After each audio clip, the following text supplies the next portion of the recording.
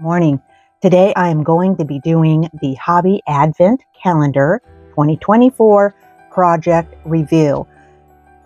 So I've got project 1 and project 2, and those videos are up, and I will link those videos into the description box below. Hello, my name is Sig, and this is Essential Crochet, and you of course are always welcomed here. If you haven't already, I encourage you to hit the subscribe bar, the like button, and the notification bell. This is a great way to help me give you more reviews, reveals, unboxings, tutorials, and other little bits and bobs related to yarn and crochet. So let's just go ahead and get started. So let's begin by seeing what yarn it is they have given us for this week 3 project of the Advent calendar.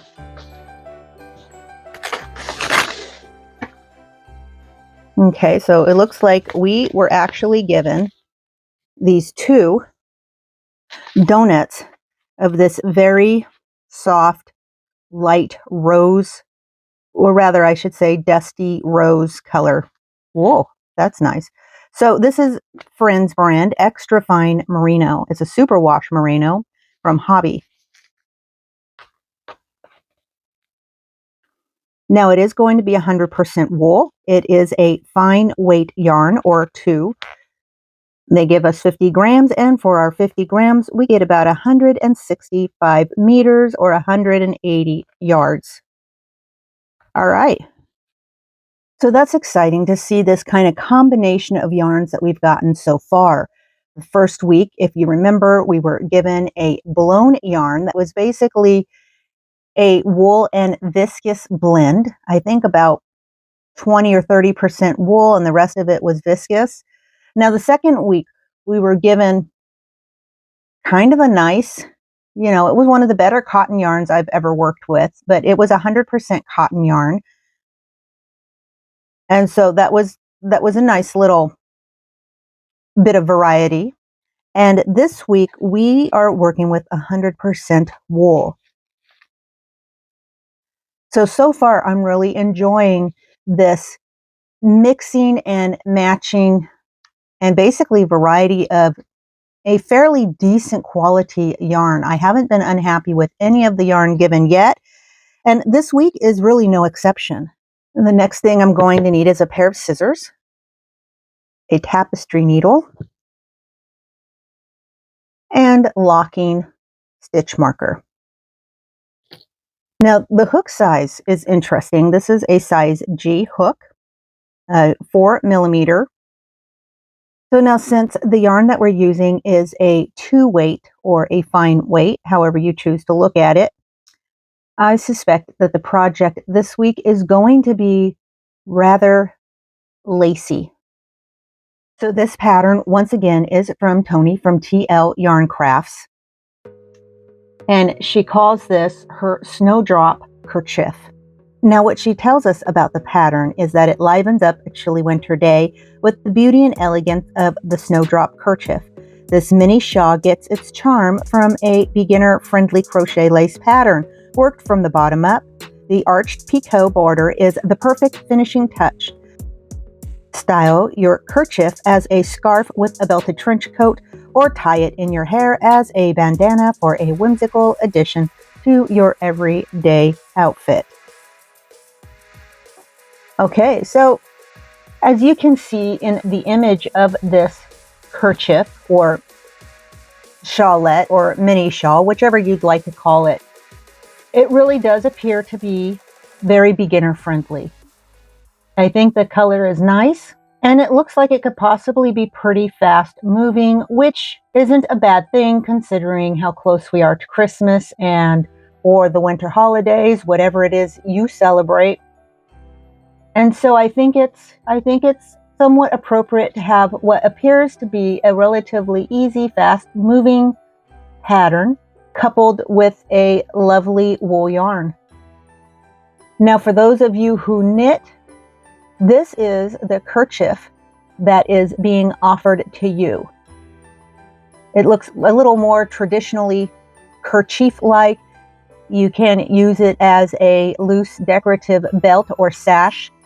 And I don't think you can see it in this image, but it too has what appears to be some subtle decorative edging, I think. I'm not entirely sure. If you're a knitter and you have this knitting project, let us know if that edging or that part of the kerchief is actually decorative or not, or if maybe my eyes are just playing tricks on me. I don't know, but let us know in the comment box below if you happen to have this particular kit.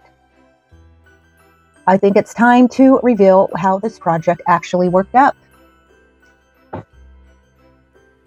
All right, guys, so I am back.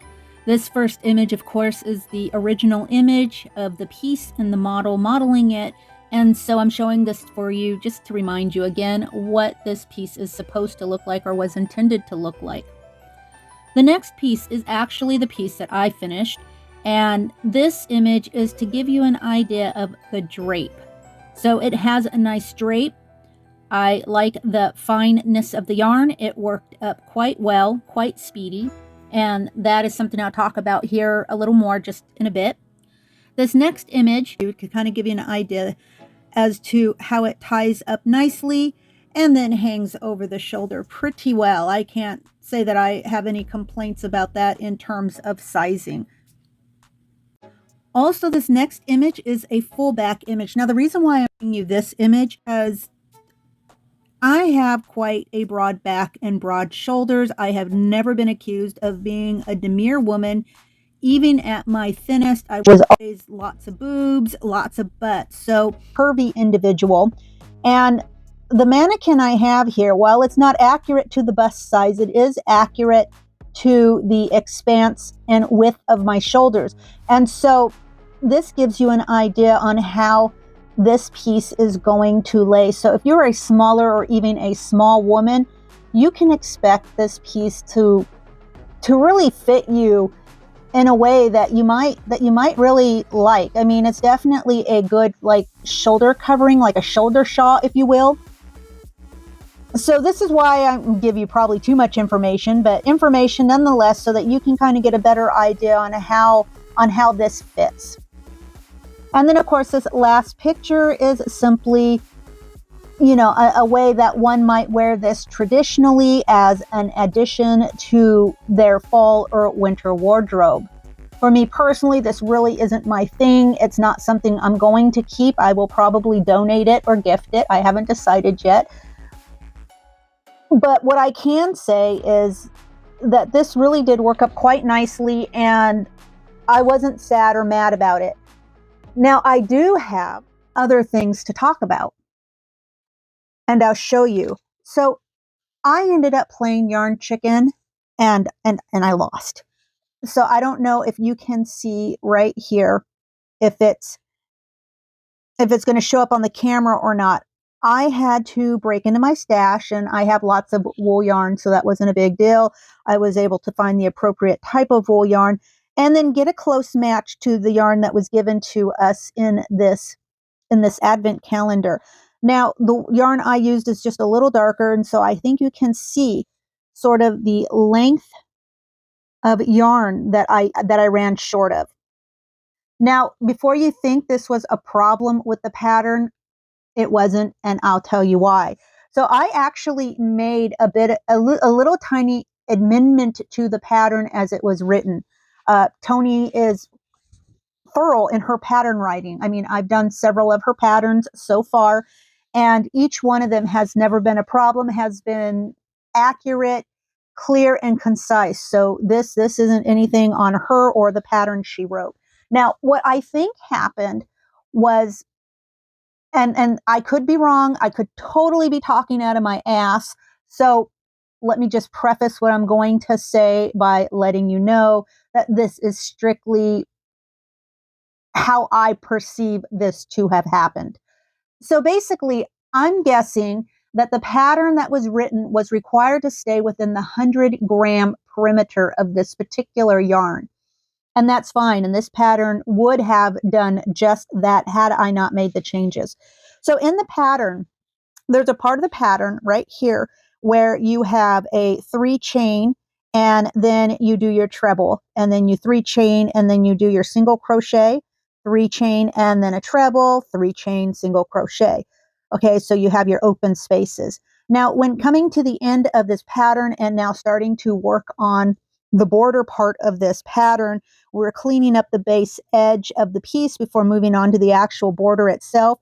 The pattern indicated that I needed to place 2 single crochets in the 3 chain space and then a single crochet over the treble, 2 single crochets in the 3 chain space, and then a single crochet over the single crochet. Okay, so that's how it was written.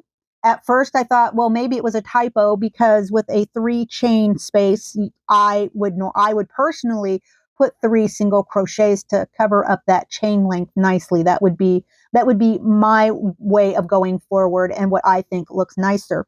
But in the pattern, it had indicated that you put 2 single crochets over the 3 chain space.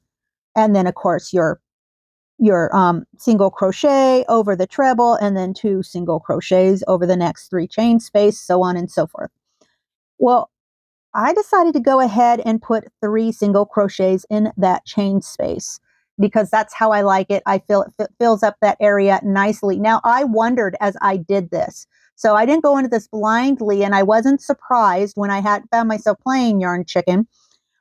But I wondered if that extra single crochet was omitted from this part of the pattern in order to give us just enough length to finish off the piece, right? Without having to play Yarn Chicken. And so I did a little calculation after I finished everything up, and and then just chose to use a yarn that I had in my stash in order to finish off the piece with. And so I did a little calculation, and you know what?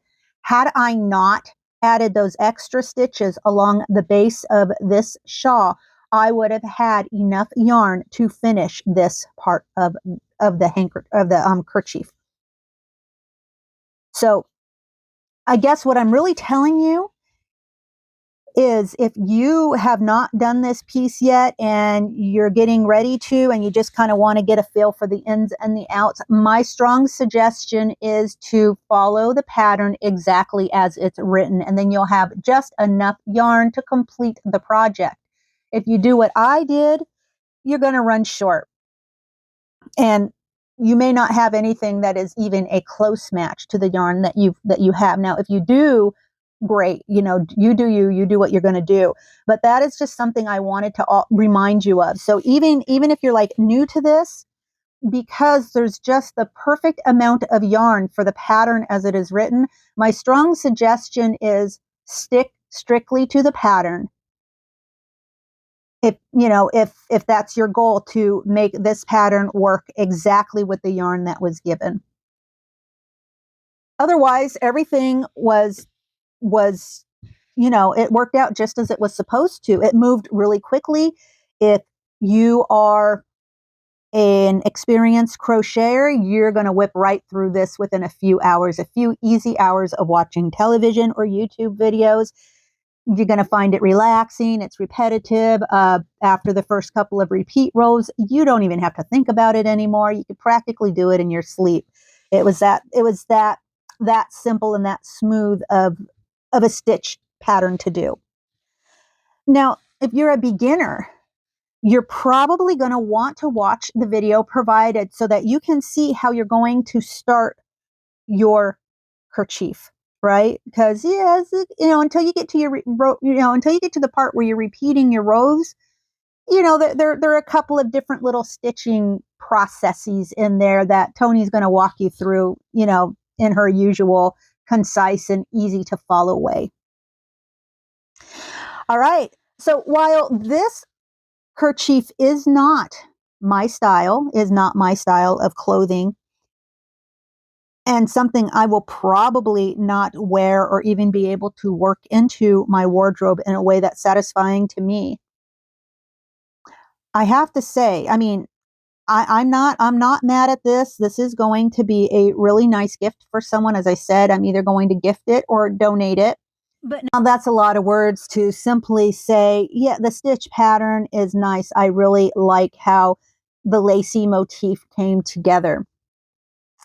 The yarn that was given to us to use, I'm I'm a snob for natural fibers anyways. That's just how I roll basically. So there's no complaints in that department. Even the color was nice. It's a nice, lovely muted tone. Yeah. And it was a nice, quick, easy piece to get done this time around. Okay, guys, I think that's all I have for you this time around. As usual, it was a complete joy to have you share this time with me today. I mean, you really could have been anywhere else, but you were here with me in this video, so for that, I am greatly appreciative. Other than that, I want to encourage you to stay creative, stay amazing, and just keep it real. All right, now, you guys have a great day and have a most wonderful holiday season. Bye-bye now.